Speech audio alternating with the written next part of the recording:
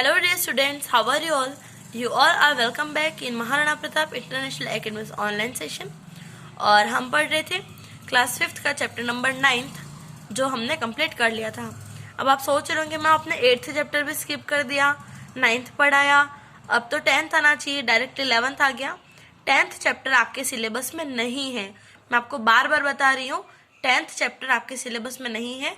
Same चीज़ मैंने आपको 8th chapter के लिए कही थी कि 8th चैप्टर आपके सिलेबस में नहीं है। हमने 9th पढ़ा है, 10th नहीं पढ़ना है, अब 11th पढ़ेंगे।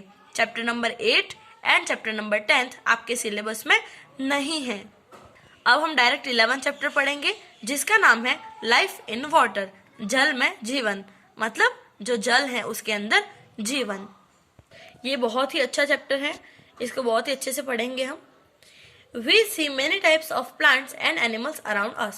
हम हमारे आसपास बहुत ही अलग अलग तरीके के प्लांट्स और एनिमल्स को देखते हैं। Some are found on land and some in water. कुछ एक पानी में पाए जाते हैं, कुछ एक जमीन पर पाए जाते हैं। Habitat. Habitat क्या होता है? A habitat is a place where a particular type of an animal or a plant is usually found.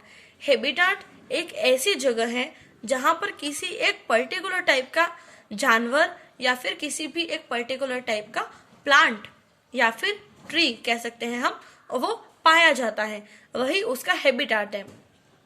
आया समझ में? हम अगर किसी पर्टिकुलर टाइप के एनिमल हैं या फिर किसी पर्टिकुलर टाइप के प्लांट है तो वो एक जगह पर पाए जाते हैं, तो उस प्लेस को हम क्या कहेंगे? उनका हैबिटाट कहेंगे। On the basis of their habitat, उनके हैबिटाट के बेसिस पर organisms are divided in the following categories. Organisms को अलग अलग कैटेगरीज में डिवाइड किया गया है। देखते हैं इनके अलग अलग टाइप्स। फर्स्ट, ये चैप्टर आपने 4th क्लास में पढ़ा होगा। फर्स्ट है टेरेस्ट्रियल ऑर्गेनिजम्स। टेरेस्ट्रियल ऑर्गेनिजम्स किसको कहते हैं देखते हैं। Trees, ferns, elephants, camels and human live on land. अब ऐसे लोग जो सिर्फ और सिर्फ लैंड पर रहते हैं, सिर्फ और सिर्फ लैंड पर रहते हैं, जैसे कि हम भी आ गए ह्यूमंस, उनको टेरेस्ट्रियल एनिमल्स कहते हैं। जैसे कि पेड़ हैं, एलिफेंट्स हैं, कैमल्स हैं, ठीक है, डॉग्स हैं, लायंस हैं, फर्न्स हैं, ये सारी चीज़ें जो हैं वो टेरेस्ट्रियल ऑर्गेनिजम्स के अंदर आती हैं। चाहे वो एक ट्री हो या फिर चाहे एनिमल हो या फिर वो ह्यूमन बीइंग हो, अगर वो जमीन के ऊपर रहता है, सिर्फ जमीन के ऊपर रहता है, तो उसको हम टेरेस्ट्रियल ऑर्गेनिज्म कहते हैं। नेक्स्ट है aquatic organism. Water hyacinth fish, prawns live in water. अब ये एक टाइप का प्लांट होता है जिसे यासिंथ कहते हैं, वाटर यासिंथ कहते हैं, वो पानी के अंदर रहता है, तो वो एक एक्वेटिक ऑर्गेनिज्म हुआ। फिशेस तो पानी में ही रहती हैं और प्रॉन्स भी पानी में ही रहते हैं, तो वो सब क्या कहलाएंगे? Aquatic organisms. मतलब ऐसे ऑर्गेनिजम्स जो सिर्फ पानी के अंदर रहते हैं उनको एक्वेटिक ऑर्गेनिजम्स कहते हैं, और ऐसे ऑर्गेनिजम्स जो सिर्फ जमीन पर रहते हैं उनको टेरेस्ट्रियल ऑर्गेनिजम्स कहते हैं। नेक्स्ट है arboreal organisms. Monkeys and squirrels live in trees और on its branches, they are called arboreal organisms. ऐसे ऑर्गेनिजम्स जो सिर्फ पेड़ के ऊपर रहते हैं, मतलब नीचे तो आते हैं लेकिन उनका जो रहन सहन होता है वो मोस्ट ऑफ पेड़ के ऊपर या फिर पेड़ की ब्रांचेस, मतलब उसकी टहनियों पर ही होता है, तो उसको एर्बोरियल ऑर्गेनिज्म कहते हैं। नेक्स्ट है aerial organism. Birds except flightless birds. सारे बर्ड्स, ऐसे बर्ड्स को छोड़कर जो मतलब ज्यादा उड़ते नहीं है, उनको छोड़ के जो बाकी के एनिमल्स हैं, जो बाकी के बर्ड्स हैं, जैसे कि बैट्स है, इंसेक्ट्स हैं, ठीक है, वो सब अपना most of time flying in the air, आसमान में उड़ने में या फिर हवा के साथ साथ में उड़ने के अंदर उनका टाइम स्पेंड करते हैं, तो इसलिए उन एनिमल्स को हम एरियल ऑर्गेनिजम्स कहते हैं।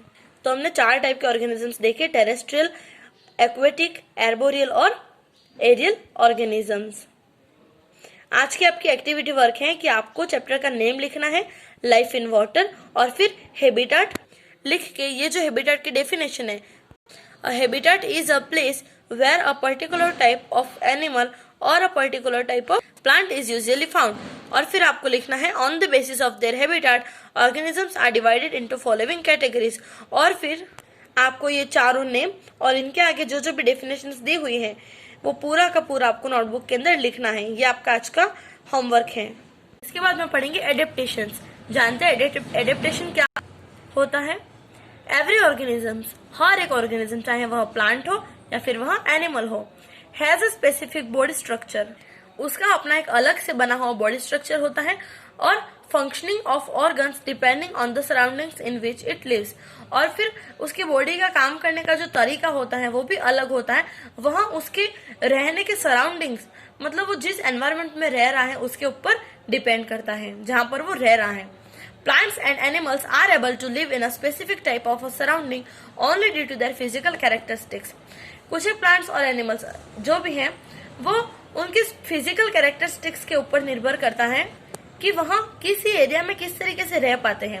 हम सोचते हैं कि यार बियर इतना ठंड में कैसे रह सकते होंगे, तो उनका जो फिजिकल कैरेक्टरिस्टिक्स है वो ऐसा बना हुआ है, ठीक है ना। गॉड ने उनको इसी तरीके से स्ट्रक्चराइज किया है कि वहाँ ऐसी कंडीशंस में भी रह सकते हैं जहाँ पर 0 डिग्री सेल्सियस टेम्परेचर होता है और माइनस में टेम्परेचर होता है, ठीक है ना। फॉर एग्जाम्पल के लिए मैं आपको बताती हूँ, polar bears are found in snowy areas. जो पोलर बियर्स होते हैं वो स्नोवी मतलब बर्फ वाले एरिया के अंदर ही पाए जाते हैं। दे हैव थिक बॉडी फर, उनके बॉडी पर बहुत ही लंबे लंबे बहुत ही मोटे मोटे बाल होते हैं जिसको फर कहते हैं। That protects them from very cold, जो उनको बहुत ही ठंडे मौसम से भी बचाते हैं। Similarly camels have broad fleshy soles in their feet. अब हम सोचते हैं कि जो कैमल्स होते हैं, ऊंट होते हैं, वो इतनी गर्मी में इतनी तपती रेत पर बिना चप्पल के कैसे चल पाते हैं? उनको भी चप्पल पहनाने चाहिए ना, क्योंकि हम तो नहीं चल पाएंगे, तो वो कैसे चलेंगे? लेकिन उनके पास में ऐसे ब्रॉड मतलब बड़े बड़े और एकदम फ्लैशी सोल्स होते हैं, मतलब पैरों के तले होते हैं, जिससे वहां रेत में आराम से चल सकते हैं। ऑल प्लांट्स एंड एनिमल्स, ये देखिए एडेप्टेशन की डेफिनेशन दी गई है। All plants and animals develop some physical characteristics according to the surroundings in which they live, this is called adaptation.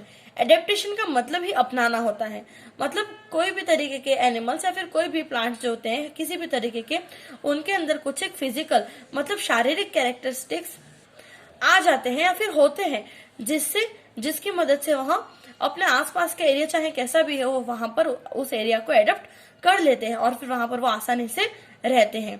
So thick fur is an adaptation in polar bears. तो जो polar bear होते हैं उनके अंदर adaptation क्या है? Thick फर मतलब बहुत ही मोटे मोटे लंबे लंबे बाल, और broad fleshy soles in adaptation in camels. और जो ब्रॉड एकदम मोटे मोटे और फ्लेशी जो सोल्स होते हैं पैरों के, वो जो कैमल होता है उसका एडेप्टेशन है। इसके बाद में है एक्वेटिक प्लांट्स।